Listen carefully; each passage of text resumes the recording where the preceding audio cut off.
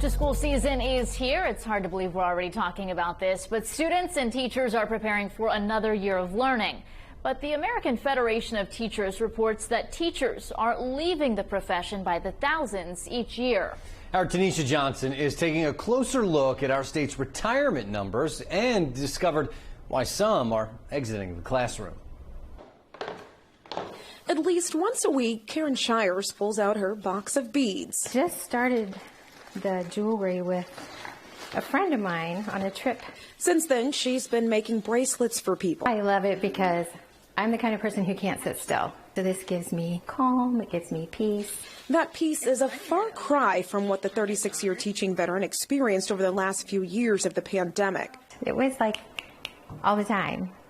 It was tiring. You'd come home at the end of the day and just find yourself just like, oh. Shires taught special ed and loved it, her students, and her team.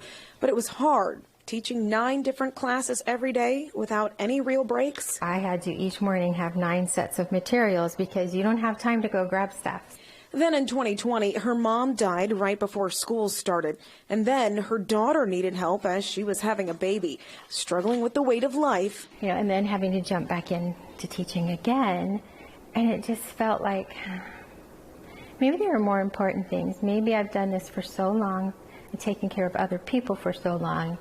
Maybe it's time to take care of me and my family. So she retired in 2021, but she wouldn't be the only one.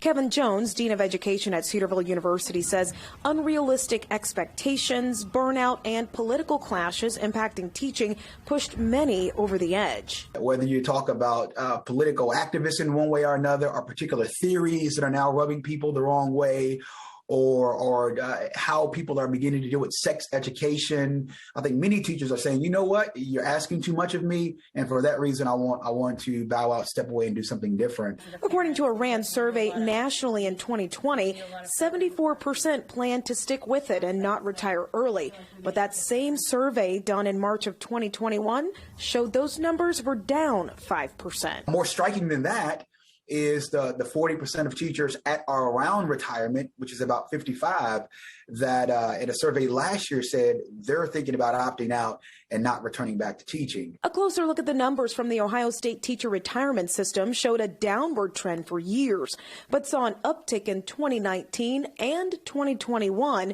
with retirements tipping over 3,000.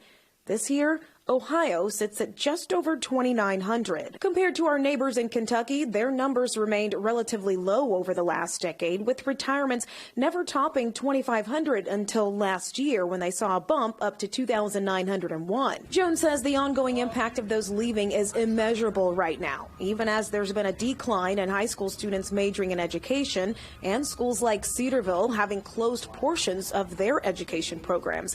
As those who are still in the profession figure out what to do, Karen Shires is moving forward, finding a new purpose that has taken her from being an advocate in the classroom to the streets. Delivering posters to different businesses about human trafficking of children. If I can help anybody find their kids, that would be amazing.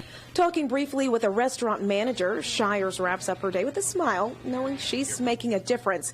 Reflecting on her time teaching. As much as I loved it, it was hectic. It was a lot.